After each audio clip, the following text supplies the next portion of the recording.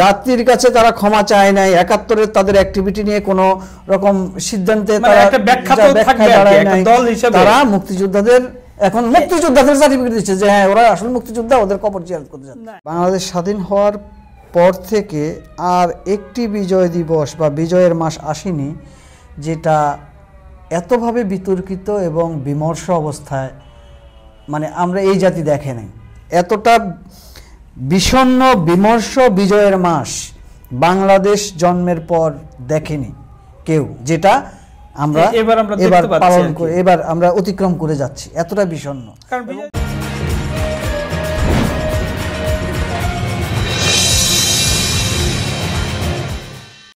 News and views by Nuruzzaman আবুর পক্ষ থেকে আপনাদের সবাইকে শুভেচ্ছা।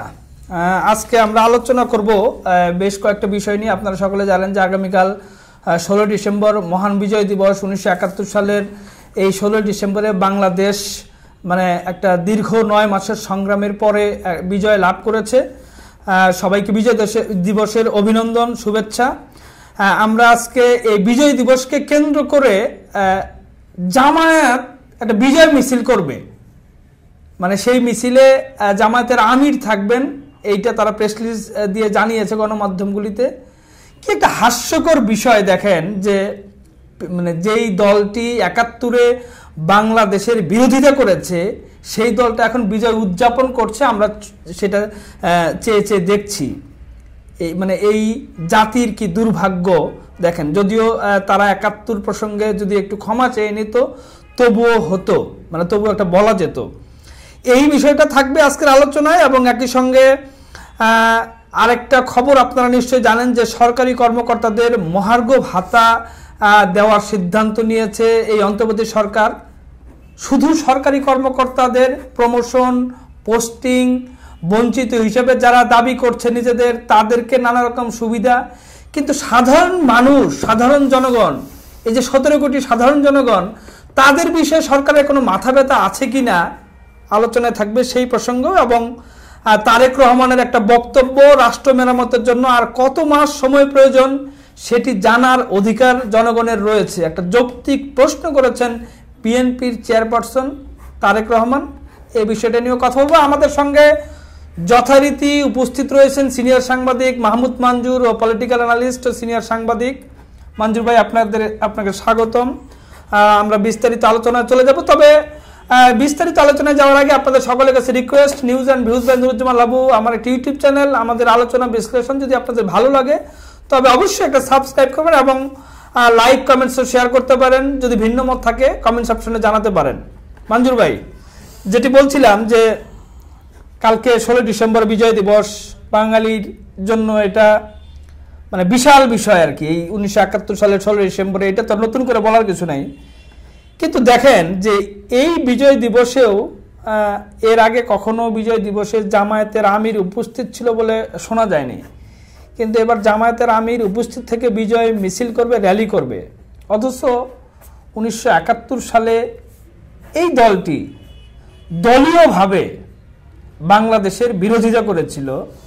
আজকে তারা মাঝখানে তো একটা দীর্ঘ সময় তারা সরকারে গিয়েছে, মন্ত্রী হয়েছে, গাড়িতে জাতীয় পতাকা লাগিয়েছে, কিন্তু 71-এর ভূমিকার জন্য তাদের যে একটা অনুশোচনা বা ক্ষমা চাওয়ার বিষয় সেটা কিন্তু আলাপে নাই। এবং সেটা তারা বিভিন্ন ইন্টারভিউ আপনি দেখেছেন কিনা জানি না, যে আমির সাহেব কিন্তু সেটা ইগনোর করে অন্যদিকে চলে যান। আপনার কি মনে হয় যে এই দৃশ্য তো আমরা দেখেছি, এটা কি অনন্তকাল আমরা দেখেই যেতে থাকবো? প্রথমত বিজয় দিবসের শুভেচ্ছা সকল দর্শককে। দিনটি আমাদের জন্য খুবই গুরুত্বপূর্ণ, আমাদের দেশের জন্য, আমাদের স্বাধীনতার জন্য, সেটা তো ঠিক আছে। কিন্তু জামাতে ইসলামের নিয়ে তো আসলে 53-54 বছর ধরেই এই আলোচনা সমালোচনাটা রয়েছেই।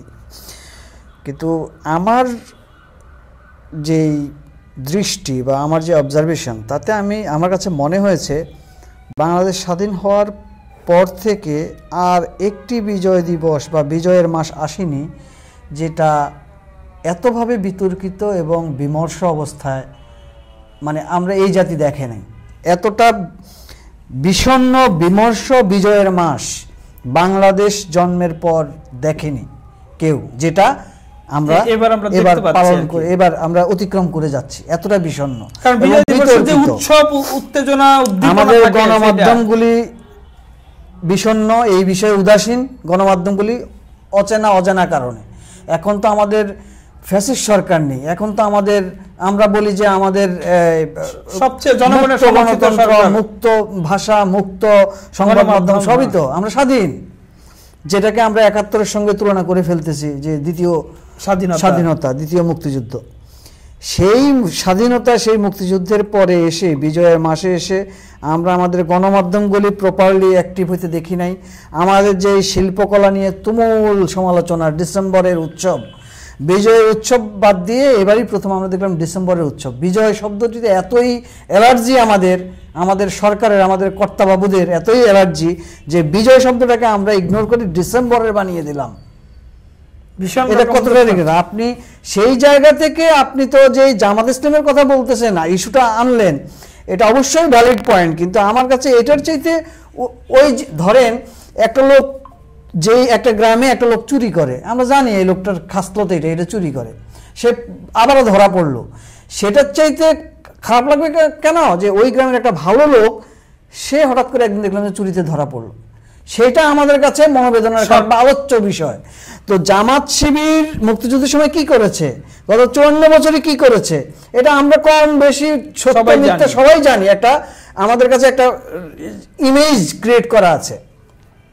কিন্তু এই ছাত্র শিবির বা এই জামাত ইসলামের বাইরে আমাদের যারা প্রগতিশীল, আমাদের যারা শান্তিতে নোবেল পাওয়া লোকজন, আমাদের বড় বড় টিচার, শিক্ষক, ডক্টরেট ডিগ্রিধারী যারা সরকার চালাচ্ছে, আমাদের ইয়াং জেনারেশন যারা, তারা কি করছে বিজয়ের মাসটা নিয়ে, বিজয় দিবসটাকে নিয়ে, মুক্তিযুদ্ধ নিয়ে? এই শহীদ যে 14ই ডিসেম্বর গেল, বুদ্ধিজীবী দিবস, কি ভয়ঙ্কর নির্মম কালো অধ্যায় বাংলাদেশের ইতিহাসে।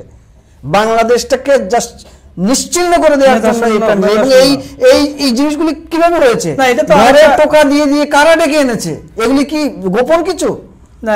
এটা তো আরেকটা জিনিস আপনি বললেন যে শিল্পকলা একাডেমির তথ্য সম্প্রচার মন্ত্রণালয় থেকে একটা পোস্টার সোশ্যাল মিডিয়াতে দেখলাম, যে সেইখানে এই মানে বিজয় দিবসের শুভেচ্ছা জানানোর যে স্মৃতিসৌধের ছবি, সেইখানে একজন তরুণের হাত প্রসারিত করা ছবি আর কি। তার মানে তারা বিজয় দিবসটাকে, যেটা আগেও চেষ্টা হয়েছে যে এই ৭১কে এই ২৪-এর সাথে তুলনা করা, আমি বিভিন্ন সময় বলেছি যে মানে কিভাবে এটা, মানে কিভাবে সম্ভব? ৭১ একটা বাংলাদেশ হয়েছে, একটা দেশ হয়েছে। হ্যাঁ, ২৪-এ অভ্যুত্থান করে আপনারা একটা পতিত স্বৈরাচার সরকারকে আপনারা হটিয়েছেন সম্মিলিতভাবে, সেইটার সাথে সেটা তুলনা কিভাবে হয়? মানে এটাই এবং এবার তো আরেকটু জামাত ইসলামের প্রসঙ্গে আসি। এবার জামাত ইসলাম এখন বিজয় দিবসের কার্যক্রম করবে, এটাই স্বাভাবিক। এবং জামাত ইসলামের আমির কয়েকদিন যাবৎ এই বিজয় দিবস নিয়ে, এই আমাদের মুক্তিযুদ্ধ নিয়ে অনেক কথা বলছে, মানে ওনারা সার্টিফাই করছে বিষয়টা আর কি, সার্টিফিকেট দিচ্ছে। বক্তব্য শ্রুতিমধুর, তা তো বটেই, নেতা হতে গেলে শ্রুতিমধুর। নতুন আপডেট যেটা আমি জানলাম একটু আগে, যে আগামীকালকে, যেটা প্রথম ঘটনা, আগামীকালকে জামাত ইসলাম আমিরের নেতৃত্বে ছাত্র শিবির শহীদ মুক্তিযোদ্ধাদের কবর জিয়ারত করবেন। এটা হচ্ছে তাদের নতুন এডিশন। তো এই হচ্ছে জাতির কাছে তারা ক্ষমা চায় নাই, ৭১-এর তাদের অ্যাক্টিভিটি নিয়ে কোনো রকম সিদ্ধান্তে তারা মুক্তিযোদ্ধাদের এখন মুক্তিযোদ্ধাদের সার্টিফিকেট দিচ্ছে যে হ্যাঁ ওরা আসলে মুক্তিযোদ্ধা, ওদের কবর জিয়ারত করতে যাচ্ছে। না, একটা জিনিস অনেকে হয়তো বলেন যে এখন যারা জামাতের রাজনীতির সাথে জড়িত, শিবিরের রাজনীতির সাথে জড়িত, তারা মুক্তিযুদ্ধের সময় জন্ম নেয়নি, মুক্তিযুদ্ধ পরবর্তী প্রজন্ম বা পরে জন্ম নিয়েছে, তারা দায়ভার এটা নিতে চান না আর কি।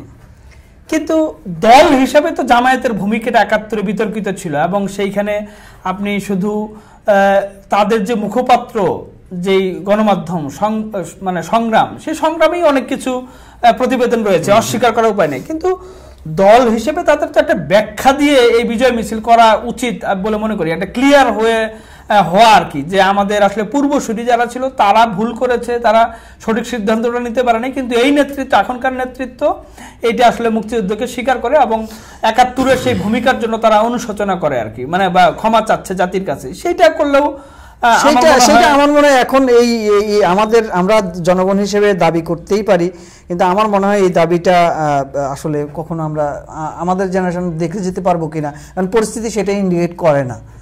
তারা এখন ওই যে তারা বিজয়ের মাস, বিজয় দিবস, মুক্তিযুদ্ধ জিনিসগুলিকে সার্টিফাই করছে, উল্টা তারাই বিষয়টা এরকম যে তারাই বিষয়টাকে সার্টিফাই করছে যে তারা কবর জিয়াদ করছে, তারা বিজয় মিছিল করবে, এই তো এভাবে চলছে। না, আরেকটা ন্যারেটিভ ছড়ানোর চেষ্টাও আপনি খেয়াল করেছেন কিনা, যে বুদ্ধিজীবী দিবস উপলক্ষে যে তারা আলোচনার আয়োজন করেছিল, সেইখানে তাদের ভাষ্য হলো যে এই যে বুদ্ধিজীবী দিবসে যাদেরকে শতাধিক মানে শিক্ষক, সাংবাদিক, বুদ্ধিজীবীদের যে হত্যা করা হয়েছে, এইখানে ভারতের হাত ছিল, মানে একটা অ্যান্টি ইন্ডিয়ান সেন্টিমেন্টের সাথে একটা জোড়া লাগিয়ে জনগণকে সেই দিকে একটা ধাবিত করার একটা অপচেষ্টা। দেখেন, আমাদের জাতি হিসেবে দুর্ভাগ্য তো এই জায়গায়, আমরা আসলে নিজেদের জায়গা ক্রিয়েট করার জন্য বা নিজেদের বা জনগণের যে দাবি, জনগণের যে চাহিদা, সেগুলিকে আমরা অমিট করার জন্য বা ধামাচাপা দেওয়ার জন্য আমরা সবসময় একটা এনিমি ক্রিয়েট করে রাখি। যেটা আওয়ামী লীগ সরকার এনিমি ক্রিয়েট করেছিল, মুক্তিযুদ্ধকে তারা অ্যাসেট হিসেবে নিয়েছে এবং জামাত শিবিরকে রাজাকারকে সামনে একটা মোটিভ দাঁড় করিয়ে, জঙ্গি একটা মোটিভ দাঁড়িয়ে তারা তাদের পলিটিক্সটা করে গেছে। এখন এই সরকারকে আমরা দেখছি, এই সরকার হাসিনা সরকার পতন হলো, এখন তো এই সবাই তো এক, আসলে বাংলাদেশ গড়বে, বাংলাদেশ সংস্কার করবে, তাই তো? এখানে তো দ্বিমতের লোক নাই, আওয়ামী লীগ তো বাদ, তাই না? মাঠে নাই, কাজে নাই, কোনো কিছুতে নাই, সব যখন এক হয়ে গেল, এখন আপনি রাজনীতিটা কি নিয়ে করবেন? রাজনীতি করতে হলে তো আপনার একটা অপোনেন্ট লাগবে, আওয়ামী লীগ তো নাই, তাহলে আপনি কাকে ভিকটিম করবেন? আপনি এখন পাবলিককে খেপিয়ে দিলেন বা দ্বিমত ক্রিয়েট করে দিলেন সমাজে, ভারত বিদ্বেষ ছড়িয়ে। আমি ব্যস্ত, আপনি ব্যস্ত, ভারত নিয়ে ব্যস্ত, আমি ভারতের সিনেমা নিয়ে ব্যস্ত, উনি ভারতের আলু নিয়ে ব্যস্ত, উনি ভারতের পেঁয়াজ নিয়ে ব্যস্ত, উনি সীমান্তর ফেলানি নিয়ে ব্যস্ত, এই নিয়ে ব্যস্ত। আমাদের যে জীবন শেষ হয়ে যাচ্ছে, আমাদের যে কোনো উন্নয়ন হচ্ছে না, আমাদের যে কোনো সংস্কার হচ্ছে না, আমাদের নির্বাচন কবে, আমাদের এই অস্থিরতার সীমানা কোথায়, সমাধান কোথায়, আমরা কিছুই জানি না। আমরা নির্বাচন প্রসঙ্গে আসলেন, সেইটার রিলেটেড একটা প্রশ্ন আপনাকে করি, যে আজকে দুপুরে একটা প্রোগ্রাম ছিল বিএনপির এই বিজয় দিবস উপলক্ষে, সেইখানে বিএনপির যে চেয়ারম্যান, ভারপ্রাপ্ত চেয়ারম্যান তারেক রহমান একটা কথা বলেছেন যে রাষ্ট্র মেরামতের জন্য আর কত মাস সময় প্রয়োজন সেটি জানার অধিকার জনগণের রয়েছে। তো নির্বাচন নিয়ে নানা রকম কথা হচ্ছে, থেকে প্রেসার হচ্ছে। মাঝখানে আপনি নিশ্চয়ই খেয়াল করেছেন যে তথ্য সম্প্রচার মন্ত্রণালয়ের যে উপদেষ্টা, তার একটা বক্তব্য নিয়ে বিএনপি ভীষণ রকম ক্ষুব্ধ হয়েছে যে তাদের সংস্কারে বাধা হয়ে দাঁড়াচ্ছে রাজনৈতিক দলগুলো, বিএনপি থেকে সেটা তীব্র প্রতিক্রিয়া জানানো হয়েছে। সব মিলিয়ে আপনার কি মনে হয় যে আসলে বিএনপি কি একটু ক্ষুব্ধ হয়ে আছে এই সরকারের উপর? আমি তো মনে করি বিএনপি অনেক আচরণ করছে, ধৈর্যের পরিচয় দিয়েছে। আমি মনে করি বিএনপি আসলে দেশে তো এখন বড় দল বলতে বা জনগণের প্রতিনিধিত্ব বলতে আসলে এখন বিএনপি অ্যাক্টিভ তো আসলে বিএনপি। ফলে বিএনপি আসলে প্রতিনিধিত্ব করে বিএনপি। আসলে সেই জায়গা থেকে বিএনপির মধ্যে এটা আম জনতারই প্রশ্ন, আসলে মানে কি হচ্ছে, কি ঘটছে, এরা কি করছে, আসলে এরা কি সংস্কার করছে, কি কাজটা করছে, এরা আর কতদিন এভাবে থাকবে, এরা কতদিন আর, কারণ আপনি দেখেন আর এরা তো আসলে সব লেজে গোবরে করে ফেলেছে। আসলে এখান থেকে আসলে উত্তরণের কোনো মানে অন্ধকার টানেলের শেষে যে একটা আলোর রেখা দেখবো, আমরা তো ওই আলোর রেখা দেখতে পাচ্ছি না। সেই জায়গা থেকে তারেক রহমানের এটা ভেরি পলিটিক্যাল একটা প্রেশার বা কমন একটা দাবি যে কবে ইলেকশন হবে, এটা আসলে ওনার এন্ডে হয়তো পলিটিক্যাল, কিন্তু আম জনতার একটাই আসলে প্রশ্ন যে কবে একটা ইলেকশন হবে, কবে একটা আমরা ভোট দিয়ে আমরা আমাদের প্রতিনিধি নির্বাচন করব। কারণ গণতান্ত্রিক সময় তো একটা সরকার যখন থাকে তার একটা সীমা আছে যে 5 বছর পরে আবার একটা হবে, কিন্তু এই যে অন্তর্বর্তী সরকার, এর তো সীমাটা তারা যৌক্তিক সময় বলেই বলছেন, কিন্তু যৌক্তিক সময়টা কি 1 বছর, আগামী বছরের ডিসেম্বর পর্যন্ত, না 2027, 28, 29, কত সময়, সেটা তো আসলে জনগণের অধিকার। আমার ধারণা যে এই সরকার 25 পর্যন্ত, 25-এর মধ্যে হয়তো বা একটা ইলেকশনের ইন্তজাম করতে হবে, কারণ তাদের মধ্যে শুধু মানুষের, দেশের মানুষের চাপ আছে বা বিএনপির চাপ আছে তা না, আমার ধারণা গ্লোবালিও তাদের প্রতি একটা, কারণ সবাই তো দেখছে আসলে তারা আসলে কি করছে এবং হোয়াটস গোয়িং অন, কোন দিকে যাচ্ছে। তো এদের তো আসলে মানে কোনো 8ই আগস্টের পর থেকে বা 5ই আগস্টের পর থেকে তো আসলে গঠনমূলক কোনো উন্নয়ন বা শান্তির কোনো প্রতিচ্ছবি, প্রতিধ্বনি কিন্তু আমরা পাচ্ছি না কোথাও নাই। আইন শৃঙ্খলা অথচ আমাদের দেশের প্রধানমন্ত্রী নোবেলজয়ী শান্তিতে, কিন্তু শান্তির কোনো দেখা আমরা আজ পর্যন্ত পাইনি, অশান্তি। আপনি জানেন সয়াবিন তেল নাই বাজারে কোথাও, দাম বাড়ানোর আগে এক দফা গায়েব হয়েছে, দাম বাড়ার পরে আরেক দফা গায়েব হয়েছে। আজকে সারাদিন কোথাও সয়াবিন তেল খুঁজে পাওয়া যাচ্ছে না, নাই, গায়েব। সব খাটের নিচে, গুদামে, গোডাউনে, কারখানায়, পাবলিক সয়াবিন তেল কিনতে পারছে না। এইটার জন্য কষ্ট হচ্ছে সাধারণ জনগণের। কিন্তু আপনি আরেকটা খবর দেখেছেন কিনা জানি না, যে সরকার সিদ্ধান্ত নিয়েছে সরকারি কর্মকর্তাদের মহার্ঘ ভাতা দেবে। আমার কথা হলো যে মহার্ঘ ভাতা সরকারি কর্মকর্তাদের দেবে, সেইটা কোনো সমস্যা নেই, আমার কোনো সমস্যা নেই, তার সেটা পাওয়ার তার রাইটস রয়েছে। এবং এই সময়ে এই 8 আগস্টের পর থেকে এই সরকারের আমলে অসংখ্য লোকজন, ইভেন যারা নানা অনিয়ম করে চাকরি গিয়েছে বা মানে পদ বঞ্চিত হয়েছে অনিয়মের কারণে, তারাও এই বঞ্চিত হিসেবে নানান সুযোগ সুবিধা বাগিয়ে নিচ্ছেন। এই যে 750, কালকেই খবরে দেখলাম যে 750 যাদেরকে চাকরি নাই হয়েছে তাদেরকে পুনরায় নতুন করে কিভাবে তাদেরকে কোন পদে রেখে কিভাবে তাদেরকে সুবিধা দেওয়া যায় সেটা নিয়ে আলোচনা হচ্ছে, কমিশন হয়েছে, কমিটি হয়েছে। কিন্তু সাধারণ মানুষের, আপনি সয়াবিনের কথা বললেন, এটা তো সাধারণ মানুষের অধিকার। মানে সাধারণ মানুষ কিভাবে একটু শান্তিতে, বাজারের কথা বলতে বলতে আমাদের মুখে ফেনা হয়ে উঠলো, অথচ বাজার নিয়ে কিন্তু কোনো আলোচনা নাই আর কি। এই যে সয়াবিনের সিন্ডিকেট ধরার কোনো মানে আলোচনা কোনো পলিটিক্যাল পার্টির লোকজনের কাছ থেকে কিন্তু আপনি শুনবেন না, কিংবা অন্তর্বর্তী সরকারের কাছ থেকে আপনি শুনবেন না। তাহলে এই সরকার আসলে কার সরকার? মানে শুধু আমরাদের জন্য করছে? দেখেন, আমরা এতটা গোল্ডফিশ জাতি, আসলে আমরা আমাদের অতীত থেকে, একেবারে নিকট অতীত থেকেও আমরা কোনো কিছু শিখি না। আমাদের মধ্যে সেই শিক্ষার বোধটাই হয়তো বা মানে জাতিগতভাবে তৈরি হয়নি। আপনার নিশ্চয় মনে আছে, এই যে আওয়ামী লীগ সরকারের এই 15-16 বছরের রাজত্ব, এই রাজত্বতে শেখ হাসিনা সরকার একমাত্র সর্বোচ্চ গুরুত্ব দিয়ে এই সরকারি কর্মকর্তা কর্মচারীদের মানে প্রতিযোগিতা করে বেতন ভাতা সুযোগ সুবিধা সব বাড়িয়েছে। এই যে কোটা আন্দোলন সৃষ্টি হলো, কেন হলো জানেন? এই আমার আপনার জেনারেশনে আমরা কখনো সরকারি চাকরি করতে হবে, মানে সরকারি চাকরি করার কোনো আগ্রহই ছিল না। আমরা প্রাইভেট জব করব, প্রাইভেট ফার্মে জব করব, তাই না? সরকারি চাকরির কোনো আগ্রহ ছিল না। আমাদের বাপদের আমলেও ছিল না। বাপদের আমলে আমরা শুনতাম যে জোর করে ধরে এনে এনে চাকরি দেওয়া হইতো, সরকারি চাকরি, কারণ সরকারি চাকরির লোক পাওয়া যেত না। এই কোটা আন্দোলন কেন হলো জানেন? কোটা আন্দোলন সরকারি চাকরির জন্য। কেন? এই যে 16 বছর আপনি সরকারি চাকরিজীবীদের যে বেতন ভাতা সুযোগ সুবিধা দিয়ে যেভাবে রাজকীয় সব দিয়ে আপনি যেভাবে রাজা করে তুলেছেন, ফলে সবাই ওই সরকারি চাকরির জন্য ছুটেছে। কেন করেছেন এটা? করেছেন উনি ওনার গদি ঠিক রাখার জন্য। উনি মনে করেছেন এই সরকারি কর্মকর্তারা ভোট নেন, এই সরকারি কর্মকর্তা আইন শৃঙ্খলা ঠিক রাখেন, এই সরকারি কর্মকর্তাদের হাতেই সকল ক্ষমতা, এরাই মানুষকে লাঠির বাড়ি দিয়ে সোজা করে রাখবে এবং আমি আমার চেয়ারে বসে থাকবো, আমি আমার গদিতে বসে থাকবো। এই স্বপ্ন নিয়ে কিন্তু 16 বছর ধরে এই সরকারি কর্মকর্তা কর্মচারীদের প্যাট্রোনাইজ করা হয়েছে। দুর্নীতির বিরুদ্ধে কোনো রকম কোনো ব্যবস্থা নেওয়া হয় নাই, যার কারণে স্বয়ং প্রধানমন্ত্রী নিজে গর্ব করে বলে ওনার পিয়নের 400 কোটি টাকা মালিক ওনার পিয়নের। তাহলে মানুষের অন্য কর্মকর্তাদের কি অবস্থা আপনি চিন্তা করেন। আপনার সেই যে ছাগলকাণ্ড, এনবিআরের মতিউর, এরকম হাজার হাজার মতিউর আছে না আমাদের সরকারি কর্মকর্তাদের। ফলে এই যে মহার্ঘ ভাতা, এটাও তার একটা অংশ, তার একটা কন্টিনিউটি। ফ্যাসিস্ট সরকার বলি, তারই একটা অনুসরণীয় বার্তা হচ্ছে এই মহার্ঘ ভাতা। সরকারি কর্মকর্তা আমলা কর্মচারীদের যদি আমি খুশি রাখতে পারি কিছু হালুয়া রুটির থোক বরাদ্দ দিয়ে, তাইলে মনে হয় এরা মনে হয় আমার পক্ষেই থাকবে, আমার পক্ষে কাজ করবে। হাসিনা সরকারের আমলের লোক থাকলেও তারা আমার সুবিধা পেয়ে আমার গীত গাইবে। কিন্তু দিন শেষে এই কর্মকর্তা কর্মচারী বা মানুষ যে এই রাজাদের গীত গায় না এবং সময় মতো খেপে উঠে এবং পালিয়ে যেতে বাধ্য করে, সেদিনকার ঘটনা ভাই, গতকালকের ঘটনা চোখের সামনে।